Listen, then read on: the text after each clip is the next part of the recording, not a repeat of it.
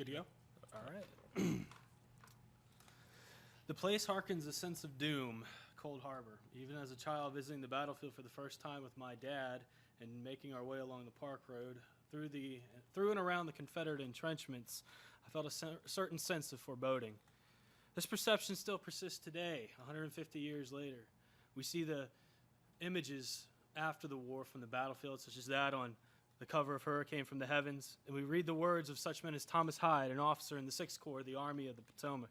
It is very interesting to revisit the battlefields of the war, but I never heard anyone who was engaged there express an interest to see Cold Harbor. Its vast upheavals of earth and fort and rifle pit and traverse and covered way may now have yielded to the sun, the rain, and the plow, but it remains the Golgotha of American history. Cold Harbor would ultimately become the final battle in the Overland Campaign, the fighting that took place in the spring of 1864 in Virginia between Ulysses S. Grant and Robert E. Lee.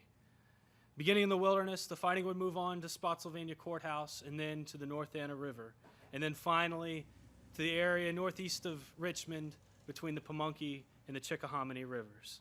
Stymied at the North Anna on May 26th, Ulysses S. Grant will swing to the southeast toward the Pamunkey.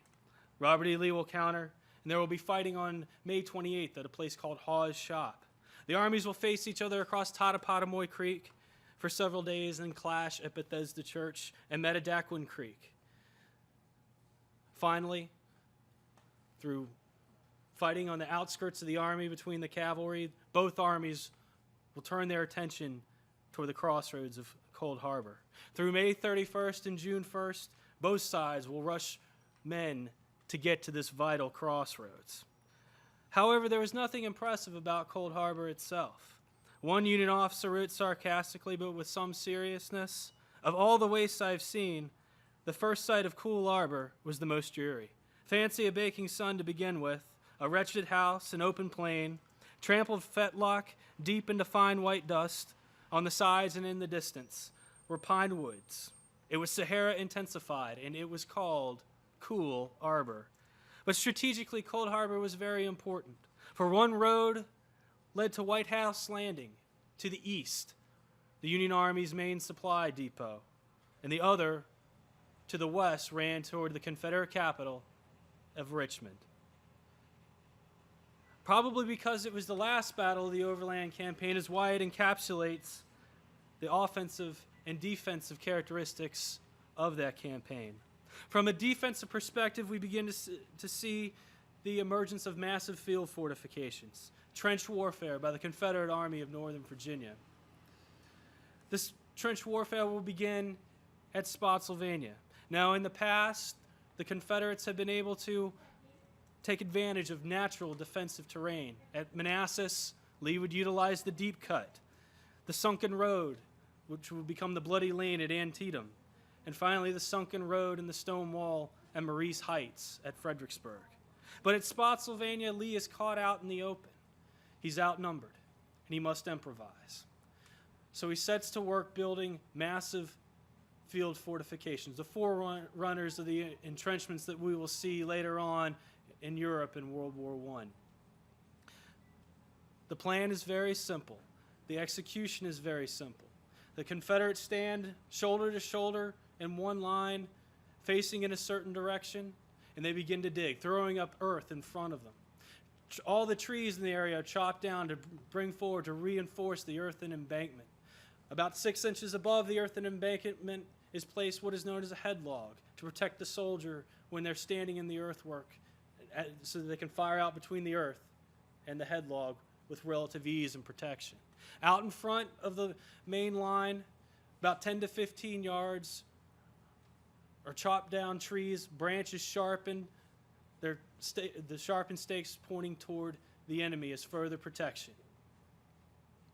Every 10 to 15 feet along the line, at right angles, the Federals will dig more trenches, known as traverses, to protect from infiltrating or flanking fire coming in from the sides. And as impressive as these earthworks are to the Confederates, they're even more impressive to the Union soldiers. The Union soldiers had not yet encountered anything like this during the warfare in Virginia.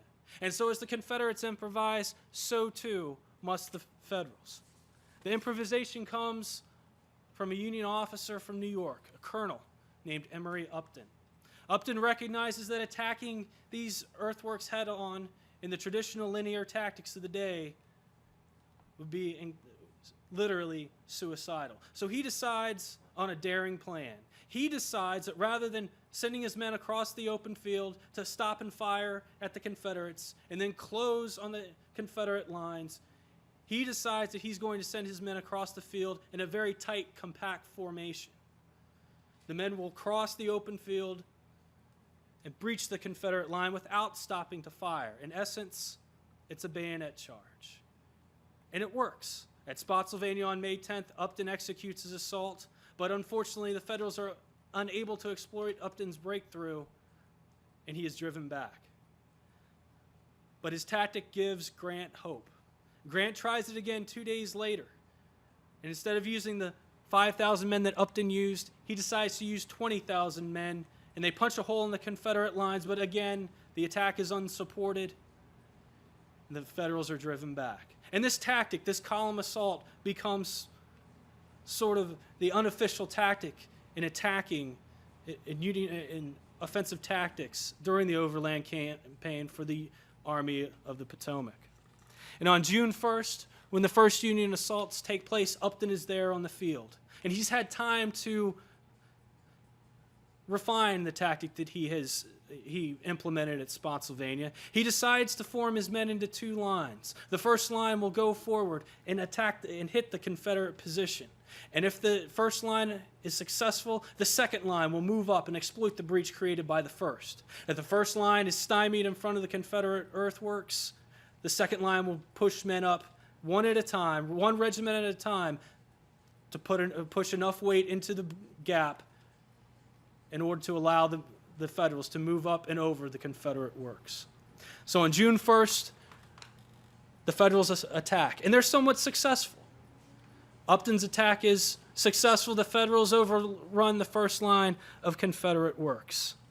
But it would not be the same. They would not be the same result 2 days later.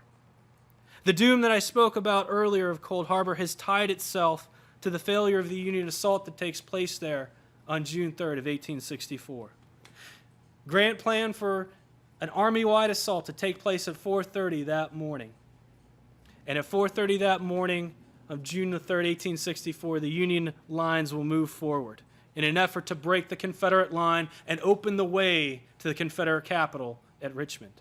One Union soldier recalled, as soon as the skirmishers were engaged, our artillery opened upon the rebel works, and the conflict now commenced in earnest.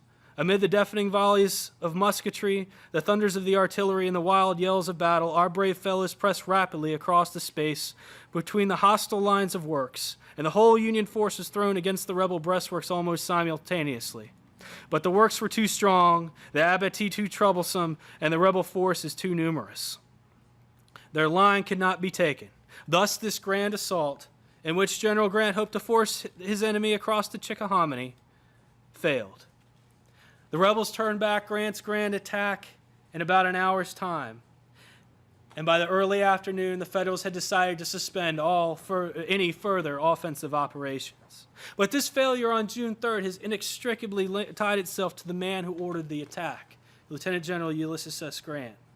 And unfortunately for us today, it's through this lens, the lens of June 3rd at Cold Harbor, we tend to view Grant. Cold Harbor has cast a long shadow over Ulysses S. Grant.